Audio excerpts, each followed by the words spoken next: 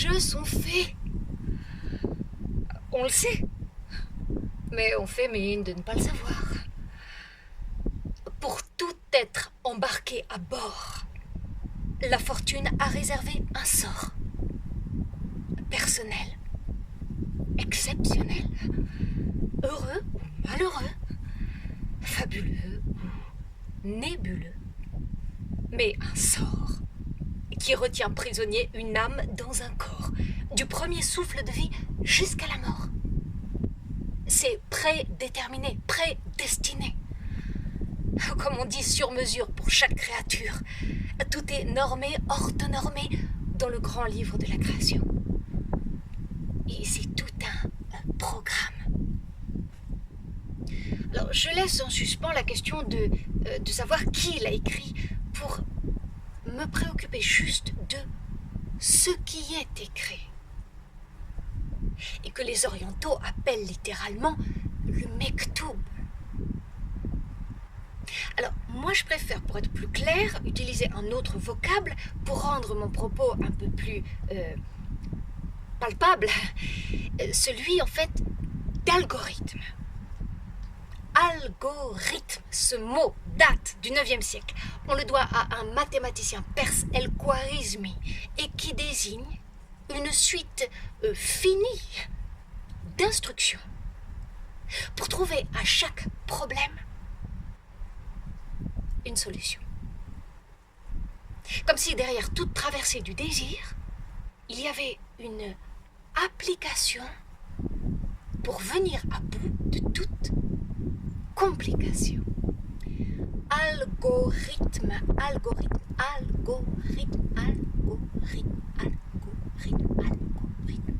Retenons le mot algorithme, parce que ça c'est la clé de voûte qui met sur la route et qui permet aussi d'éviter la déroute. Et oui, derrière tout ce qui vous arrive, il y a un algorithme, une procédure pour garder le rythme. Et dans tout ce qui arrive, n'arrive pas n'importe quoi, n'importe où, n'importe comment, car personne n'est n'importe qui. Mais quelqu'un qui a un destin rythmé, algorithmé, comme une montre suisse qui fait tic avant de faire tac, pour indiquer à chaque sac de peau qu'il est avant tout un sac de temps. Alors, pour le plus grand nombre, l'algorithme est fondamentalement aléatoire.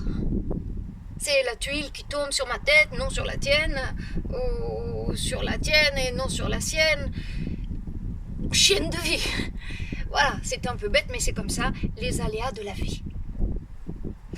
Mais il n'y a pas que ça. Il n'y a pas que ça dans ce qui nous arrive. Le hasard n'est pas toujours roi. Et il y a un algorithme ostentatoire. Par exemple, quand on dit de quelqu'un qu'il a la baraka, qu'il a de la chance, qu'il gagne coup sur coup, parce que tout lui sourit, tout, il a partout des portes qui s'ouvrent devant lui, les issues lui sont presque toujours favorables. Il est, comme on dit, béni de Dieu, fortuné, bien luné. Eh bien, dans son cas, on va dire que le hasard l'a mis à l'abri du hasard. Belle, sublime arrogance d'un bonheur ostentatoire.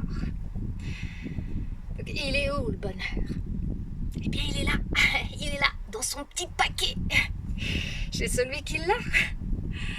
Et il n'y a là ni insolence, ni indécence, mais juste de la chance. De la chance. Mais il n'y a pas qu'un algorithme aléatoire ou un algorithme ostentatoire. Il y a aussi un algorithme compensatoire. À chaque coup de dé, en effet, le destin nous rappelle qu'il y a un haut pour celui qui est en bas. Et un bas pour celui qui est en haut. Mais seulement pour celui qui y croit. Pour celui qui a la foi, pour celui qui l'entreaperçoit. Et lorsque c'est le cas, eh bien, on dit que c'est la grâce. Comme si l'algorithme était conçu pour rétablir la justice. Ou plus exactement, pour te donner l'opportunité de la rétablir. La médaille. Et pour celui qui essuie ses revers.